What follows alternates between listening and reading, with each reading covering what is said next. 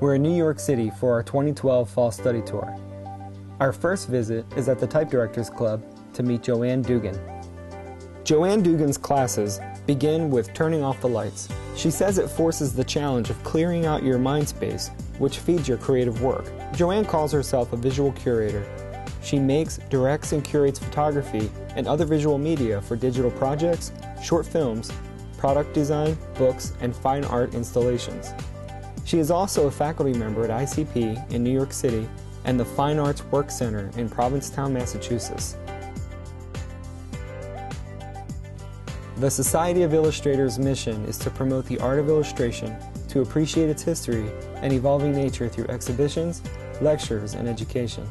The original art 32nd annual exhibition of children's book illustration showcases the year's best children's books. Society of Illustrators has close to 1,900 pieces in the permanent collection of Museum of Illustration and another 400 pieces from the Museum of Comic Art. Brion Isaacs grew up helping out at the family art store. He played in a band as a kid and started touring. His uncle forced him to go to business school, and he began creating logos for $50. This is how Brion learned how to use Illustrator. He was asked to design a website, so then he taught himself how to design websites. He also taught himself how to code. Today, Brion and his studio companion, Hazelnut, offer interactive services including strategy, design, business development, and film. Our next stop was at the Rubin Museum to meet with exhibitions designer John Monaco. John gave us a tour of the museum and walked us through the process of setting up exhibits, materials, and design of an exhibit. On exhibit was the Gateway to Himalayan Art.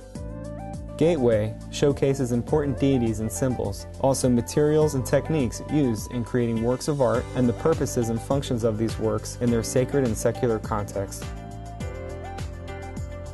Peter Glassman is both a publisher and editor. He started his career in the book industry when he was just 15. He worked in a bookstore where he learned about the business. In 1979, he found some basement space so that he could begin his own book buying and selling. Today, he's been in business for 32 years. As designers and illustrators, John left us with this: don't be afraid to try new things and develop your own style.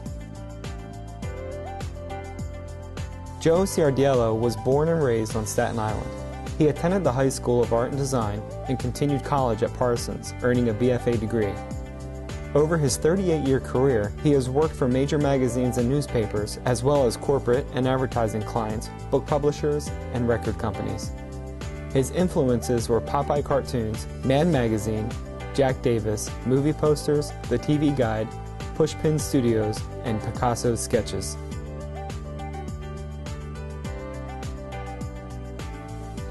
Liza Donelly grew up in the suburbs of Washington, D.C. As a child, she was inspired to draw cartoons, so she began to trace them. Liza was very shy, so she used cartooning to express herself without using words. She majored in art and interned at the Museum of Natural History. Hired by the museum, she moved to New York. She began to submit her cartoons to the New Yorker on a daily basis, and a few years later, they sold. She could express herself politically through cartoons, and she could be political in her own way. Today, Liza continues to illustrate cartoons, and she explores gender and political concepts. The Agora Gallery was established in 1984 by the late Mickey Stiles. The Agora Gallery is located in the heart of New York City's Chelsea Art Galleries district. A collective exhibition included artists like Grace Arledge, Valentina Cioppini, Helene Cornett, Lizzie Forrester, and Anita Lesech. A solo exhibit called Sacred Places showcases the work of George Oman's studies on juxtaposition of color on canvas.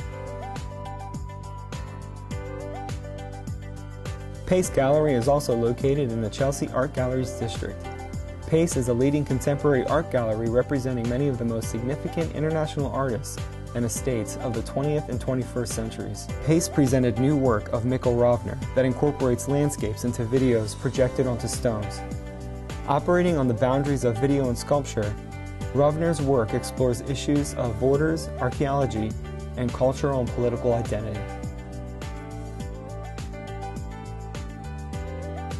We finish up our study tour with a design and illustration critique of our summer independent projects, We're all either illustrators or designers, so the feedback comes from a broad range of work experience and skills.